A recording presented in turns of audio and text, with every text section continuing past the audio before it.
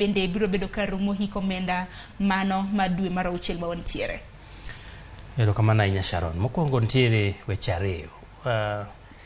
Nitiere budget iwacho ni en $3.6 to budget wuon kiko kwanne en $4.4.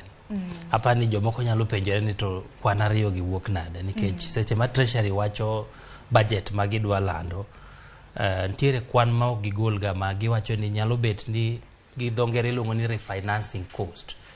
Tiende ni ma en omenda ma ne gidhi kawo hola ichule tichake kawo hola kendo. Koro giwacho ni mano onge cost mantiere iye kanyo.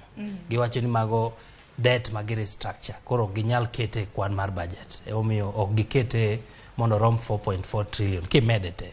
Koro ng'ato nyalo penjore ni to kamedo recurrent expenditure mangiso no omenda ma idhi tigo higa ka higa chulo osuru gi tayo chenro mag piny owacho, kamedo ma idhi tigo e chenro mag dongruok, kamedo ma idhi chulgo gowi kod omenda ma ichulo jogo modhi e yweyo bang' tich kata pension, kamedo omenda ma ochwal ne counties, ang'o miyo gini chopo $4.4. Koro mano en e gima okwongo ma adwa wacho.